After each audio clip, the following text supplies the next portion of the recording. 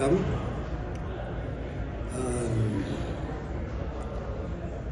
சொல்லுமன்னது என்ற தலைமை உரையிலே இந்த நிகழ்வுகளை நாங்கள் எந்த நூலை பற்றி பேசப் போகின்றோம் என்பதை பற்றி சொல்லவில்லை. அவருக்கும் அந்தரமாக இருந்திருக்கும் நினைக்கிறேன். நூலின்ற பேர் அந்தரம்.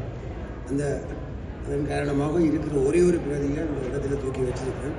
நூலின்ற பெயர் அந்தரம். இந்த அந்தரம் வெறுமனே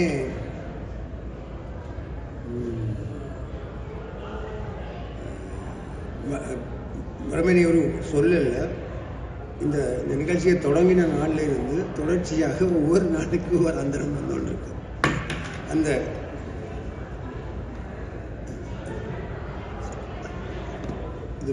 இது நடந்து கொண்டிருக்கிறது. நான் இந்த நூல் பற்றி எழுதின சின்ன குறிப்பு கூட 2 வருஷத்துக்கு முதல் நான் இலங்கையில் இருக்க இந்த புத்தகத்தை வாசித்தேன்.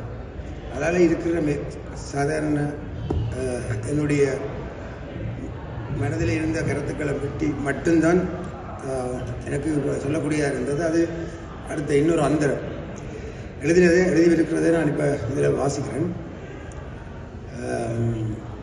எழுத்தாளரை பற்றி சொல்லியிருக்கிறேன் இருந்தால் நானும் எழுதி கொண்டு வந்தேன். நான் அதன்படியால் அதை வாசிக்கிறேன். மன்னார் மாவட்டத்திலிருந்து வந்த எனது மனதுக்கு நெருக்கமான படைப்பாளிகள் 2 பேர். அதில் ஒருவர் என்னை விட கிட்டத்தட்ட 20 வருஷம் மூத்தவர், அடுத்தவர் கிட்டத்தட்ட 20 வருஷங்கள் இளையவர். இந்த இருவரும் என்னை பொறுத்த அளவில் மன்னார் மண்ணின் பெயர் சொல்ல போதுமான அளவுக்கு தமது எழுத்துக்களின் ஆற்றலால் அந்த மண்ணுக்கு பெருமை சேர்த்தவர்கள். மூத்தவர் மதிப்புக்குரிய நாட்டுக்கூத்து கலைஞரும் மன்னாரின் கடலோர மக்களது வாழ்க்கையையும் அவர்களது மொழியையும் நாம் கண்முன்னே தன் அற்புதமான எழுத்துக்கள் ஊடாக வெளிப்படுத்தி கொண்டு வந்த படைப்பாளியாகிய பத்திநாதன். பத்திநாதன் அவர்கள் ஒரு முக்கியமான படைப்பாளி. அவரது குஞ்சரம் ஊர்ந்தோர், அவர் பல நாவல்கள் எழுதியிருக்கிறார். அதில் குஞ்சரம் ஊர்ந்தோர் என்ற ஒரு நாவலை பற்றிய ஒரு அறிமுக குறிப்பொன்றை நான் அண்மையில் எழுதியிருந்தேன். அற்புதமான நாவல் அது. ஆச்சரியப்படும் விதத்தில் நான் இங்கு பேசவிருக்கும் இன்றைய நூலான அந்தரம் நாவலின் ஆசிரியரும் கூட பத்திநாதன் தான். முதியவரான பத்திநாதன் எனது பெருமதிப்புக்குரிய படைப்பாளி என்றால், சின்னவன் எனக்கு மிகவும் விருப்பத்துக்குரிய படைப்பாளி.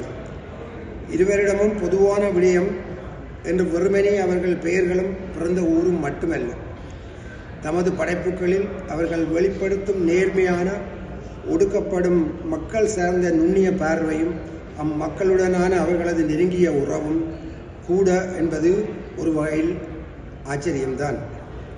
இந்த நூலை அது வெளிவந்தபோது கிட்டத்தட்ட 2 ஆண்டுகளுக்கு முன் என்று நினைக்கிறேன். இலங்கைக்கு போயிருந்த போது யாரிடமோ பெற்று வாசித்திருக்கிறேன். இப்போது இந்த கூட்டத்தில் அதை பற்றி பேச வேண்டும் என்று காலம் செல்வமன்னர் என்னை கேட்டபோது, நல்ல புத்தகம்தான், நான் வாசித்திருக்கிறேன், அது பற்றி பேசலாம், ஆனால் அந்த நூல் இப்போது என் கைவசம் இல்லை என்று சொன்னேன். சொல்லிவிட்டு நான் சொன்னேன், தந்தால் கட்டாயம் பேசுவேன்.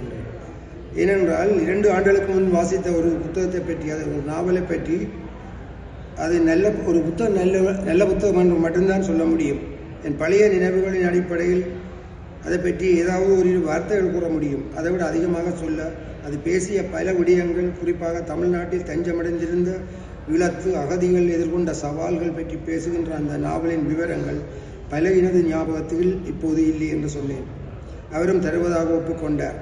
ஆனால் செல்வமன்னர் கடைசி வரை எனக்கு புத்தகத்தை தரவே இல்லை. புத்தகம் தமிழ்நாட்டிலிருந்து வந்து சேரவில்லை என்று சொன்னார். காலச்சுவடு இதழின் பாசல் அனுப்பும் பொறுப்பினம் பற்றி அவர் மிகவும் கவலையுடன் அலாக்குறையாக சொல்லி என்ன உன்னால் முடிந்த அளவுக்கு ஏதாவது பேசுவேன்றார். ஏதாவது பேசு என்று சொன்ன அளவில் தான் என்னுடைய பேச்சு இருக்க போகிறது. மன்னிக்க வேண்டும் அதுக்கு நீங்கள். அதன் காரணமாக இந்த நூல் தொடர்பாக வெளிவந்த ஒரு சில பத்திரிகைகள் வந்திருந்த சில குறிப்புகளை இணையத்தில் தேடி எடுத்து பார்த்து எனது ஞாபகத்தை மீட்டுக்கொள்ள முயற்சித்தேன். ஆனால் அவை ஒரு உரைக்கு போதுமானவை அல்ல. ஏனென்றால் அவையும் கூட அறிமுக குறிப்புகள் தான். அந்த வகையில் என் ஞாபகத்தில் இருக்கும் சில விடயங்களையும் இணைத்து ஒரு சிறிய அளவில் எனது உரையை செய்யலாம் என்று நினைக்கிறேன்.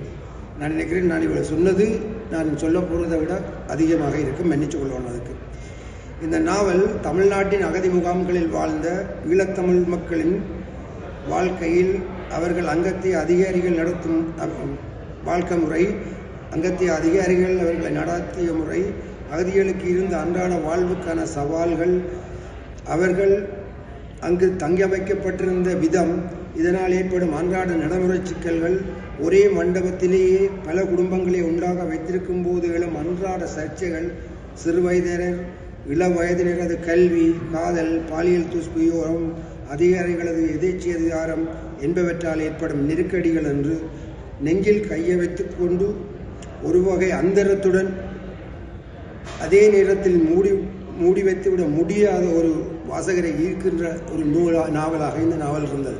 இந்த அந்தரம் என்ற சொல்லி திரும்ப திரும்ப வர்றது காரணம், அந்த வாசிக்கிற ஒவ்வொரு நிமிஷம் உங்களுக்கு ஒரு அந்தர உணர்ச்சியை அது தந்து கொண்டிருக்கும்.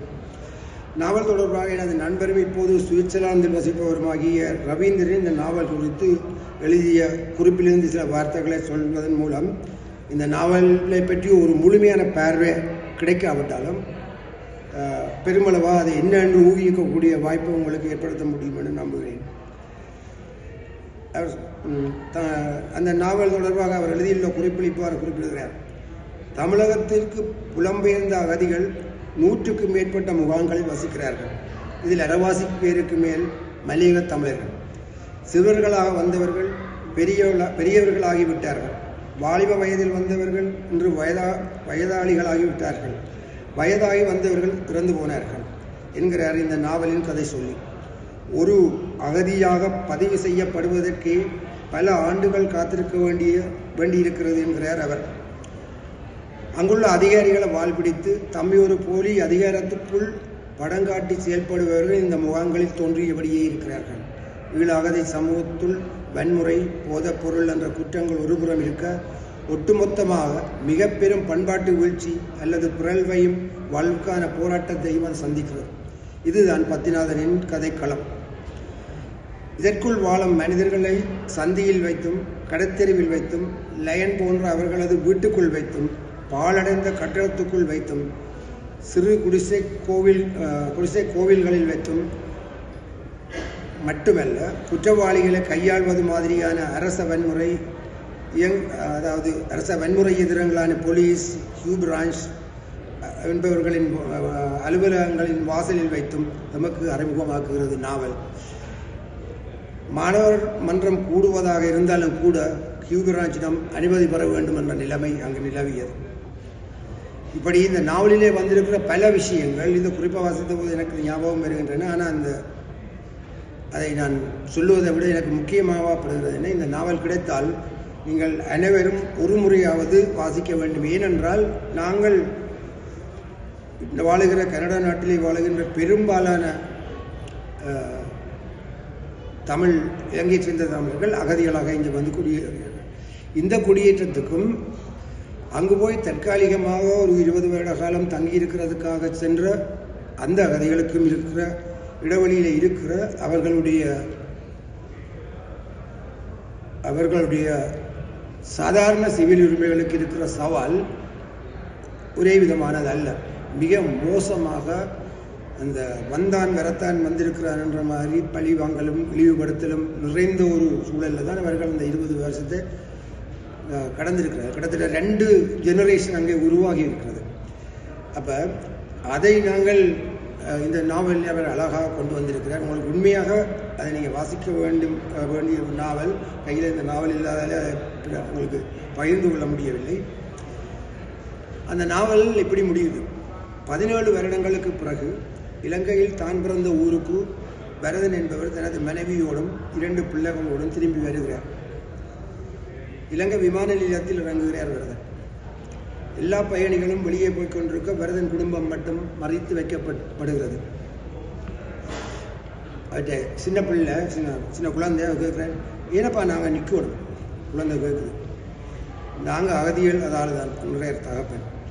அது என்னப்பா கேட்குது குழந்தை, நாம தான் அகதி என்று சொல்கிறார் தகப்பன். நாம் ஏனப்பா அகதி என்று பிள்ளை சத்தம் போடாவா ஆமிக்காரன் பிடிச்சு போடுவான்னு சொல்கிறேன். இந்த வரிகளுக்கிடையில் தோய்ந்தெழும்புகிறது வாழ்வின் கனதி.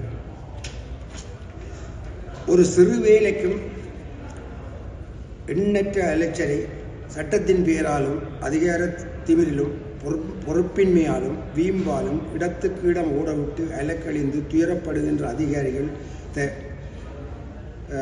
வழங்கிய அகதிமுறாம் வாழ்வின் அயற்சியில் நாவல் அயற்சியை நீங்கள் வடிவாக அந்த நாவலில் பல இடங்களில் காணலாம். அந்த அயற்சி உண்மையாக நாவலை வாசித்து முடிக்க எனக்கும் தான் அந்த உணர்வு இருந்தது. நீங்களும் அவசியம் பாவிக்க வேண்டிய நாவல். ஆனால் அந்த அயற்சின்றது நிச்சயமாக உங்களே ஏதாவது ஒரு மாற்றத்துக்காக ஏதாவது ஒரு சின்ன வேலையாவது நாங்கள் செய்ய வேண்டும் என்ற உணர்வை தூண்டும். அந்தளவுக்கு ஒரு அற்புதமான படைப்பு. இதை எழுதிய என்னுடைய இளவயது நண்பன் பத்திநாதனுக்கு திரும்பவும் ஒரு இதுக்காக நன்றி சொல்லி விடைபெறுகிறேன். நன்றி.